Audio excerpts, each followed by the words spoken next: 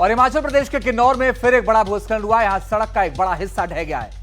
देखिए, हाल ये हुआ कि एक ट्रक हवा में लटका हुआ दिखा। इस खौफनाक तस्वीर को आप भी देखिए, रोंगटे खड़े हो जाएंगे।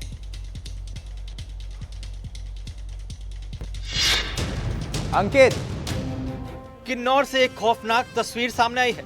पहाड़ों पर हुए भीषण भूस्खलन के चलते सड़क का बड़ा हिस्सा अचानक धंस गया। हादसे में एक ट्रक आधा सड़क पर और आधा हवा में लटक गया। तस्वीरों में साफ दिखाई दे रहा है कि ट्रक का आगे का हिस्सा हवा में झूल रहा है, जबकि पिछला हिस्सा किसी तरह सड़क पर टिका है। गनीमत रही कि इसमें ड्राइवर नहीं था। किसी जनहानि की सूचना नहीं है। स्थानीय प्रशासन और पुलिस की टीम तुरंत मौके पर पहुंची और इलाके को सील कर दिया। पुलिस प्रशासन ने बैरिकेडिंग कर वाहनों को वैकल्पिक मार्गों पर डाइवर्ट किया है। इसके बाद मशीनों की मदद से कड़ी मशक्कत के बाद ट्रक को सुरक्षित निकाला गया। ये घटना किन्नौर के प्रसिद्ध सांगला बस स्टैंड की है। हादसे के बाद लोगों में दहशत का माहौल है। लगातार बारिश के चलते भूस्खलन का खतरा अब भी बना हुआ है। प्रशासन ने लोगों से सतर्क रहने और जोखिम वाले इलाकों से दूर रहने की अपील की है। और अब खबर हिमाचल प्रदेश से। देखिए, हिमाचल प्रदेश में इस मानसून बारिश ने जमकर कहर बरपाया। ब्यास नदी अब भी रौद्र रूप दिखा रही है। कई घर, दफ्तर और दुकान ब्यास नदी के आगोश में समा चुके हैं। कांगड़ा में 3 मंजिला एक इमारत का यही हाल हुआ। देखिए 60 सेकंड में पूरी रिपोर्ट। इस खौफनाक तस्वीर को देखिए। एक मकान बिल्कुल नदी के छोर पर है। नदी तेज बहाव के साथ बह रही है और तभी मकान का एक हिस्सा पूरी तरह से टूटकर नदी में समा जाता है।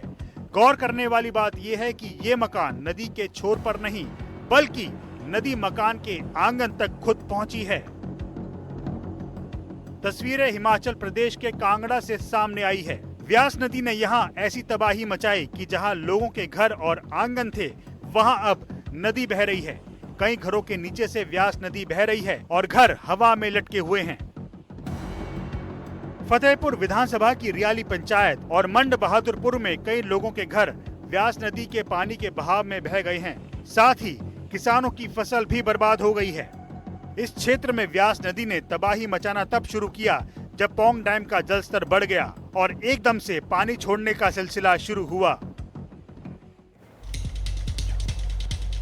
और हिमाचल प्रदेश की बात करते हैं। हिमाचल प्रदेश में भारी बारिश जमकर कहर बरपा रही है। देखिए, इस बीच मौसम विभाग ने सूबे के 9 जिलों में भारी बारिश का येलो अलर्ट जारी कर दिया है। अगर आप बात करें भारी बारिश से, तो कहा जा रहा है कि मुश्किलें बढ़ सकती हैं। कई जगह भूस्खलन की संभावना जताई गई है, जिसमें ऊना शामिल है, बिलासपुर है और हमीरपुर में भी बारिश की आशंका है। इसके साथ ही कांगड़ा, मंडी और चंबा में भी मूसलाधार बारिश की आशंका है। सोलन, शिमला और सिरमौर में येलो अलर्ट जारी कर दिया गया है। और ये 14 सितंबर को भी बारिश के लिए अलर्ट जारी किया गया। 15 से 17 सितंबर तक कहा जा रहा है कि हल्की बारिश के आसार हैं। चलिए, ये तो बात हो गई। अब जरा अगली खबर की बात कर लेते हैं। आगे बढ़ते हैं जल्दी से। उत्तर भारत के पहाड़ी इलाकों में बारिश का सिलसिला जारी है और सड़कें टूट रही हैं और पहाड़ों से मलबा दरककर रास्तों पर गिर रहा है।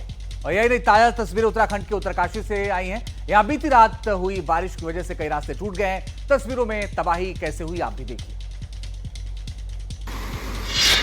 बारिश और बाढ़ का कहर थमने का नाम नहीं ले रहा।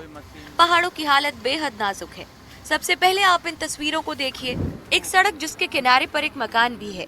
ये सड़क अचानक धंस जाती है। सड़क के किनारे 3 लोग भी खड़े हैं जो हादसे के बाद भागने लगते हैं।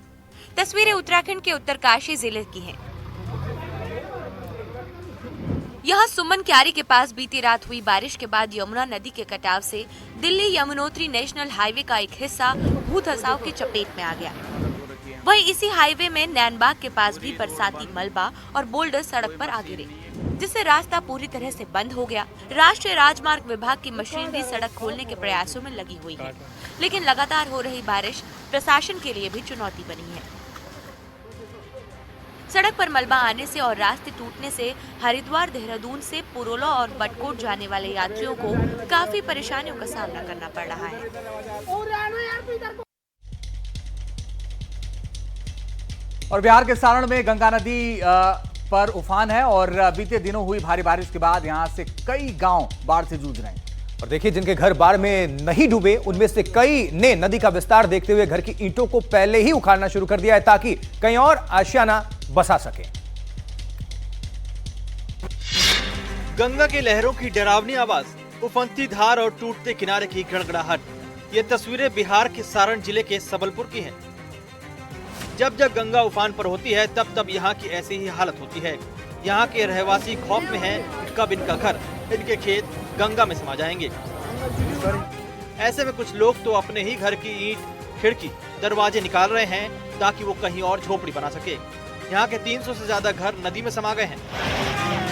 स्कूल, पंचायत भवन और सड़कें बह गई हैं।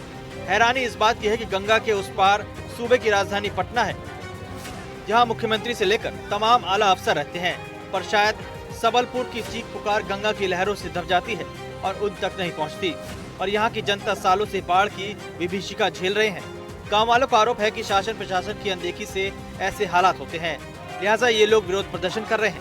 उनका कहना है कि जब तक रिंग बांध नहीं बनेगा तब तक वे मतदान नहीं करेंगे।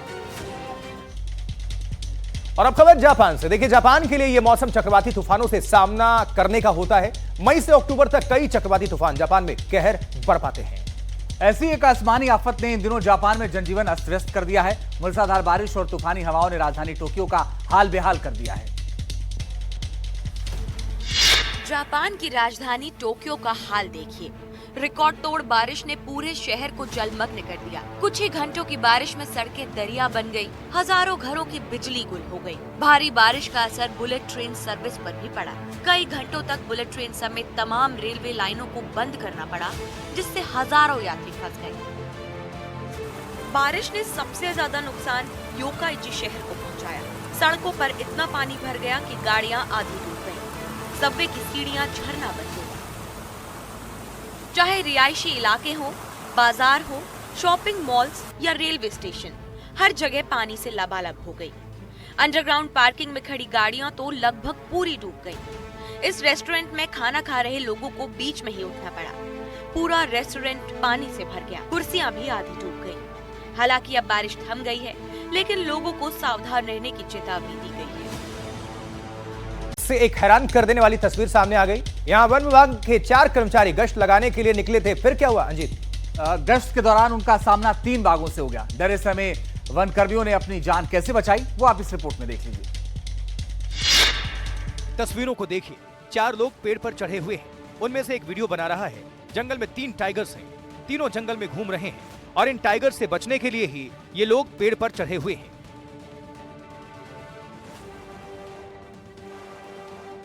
तस्वीरें उत्तराखंड के रामनगर से सामने आई हैं। यहां रामनगर वन प्रभाग में वन विभाग के कर्मचारी जंगल में गश्त लगाने के लिए निकले थे, लेकिन तभी उनका सामना होता है 3 बाघों से। इनमें एक वयस्क टाइग्रेस अपने 2 शावकों के साथ आक्रामक दिखी। अचानक सामने आए टाइगर्स की वजह से वन कर्मियों की सांसें थम गई। इस खतरनाक स्थिति में 4 वन कर्मियों ने बिना देर किए पेड़ पर चढ़कर अपनी जान बचाई। जब बाघ वहां से चले गए, इसके बाद चारों वन कर्मी जंगल से बाहर निकले।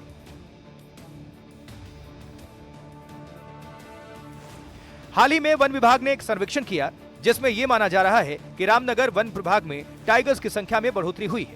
यह वृद्धि वन विभाग के लिए अच्छी मानी जा रही है।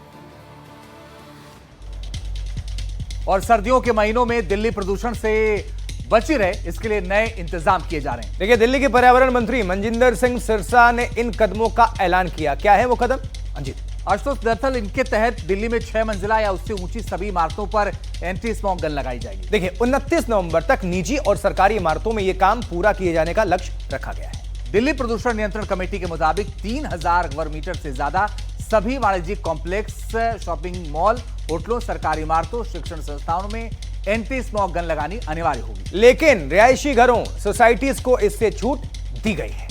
और अब जानते हैं कि एंटी स्मॉग गन कैसे काम करती है। देखिए, एक तरह की ये गन नहीं होती है जिससे पानी की बहुत ही बारीक बूंदें तेजी के साथ काफी दूर तक हवा में छोड़ी जाती है। और ये बूंदें PM10 और PM2.5 जैसे हानिकारक कणों को नीचे जमीन पर ले आती हैं। हाँ, जिससे हवा में वो कम हो जाती हैं और हमें सांस लेने में दिक्कत होती है। धूल कण मर जाते हैं पानी के छिड़काव की वजह से।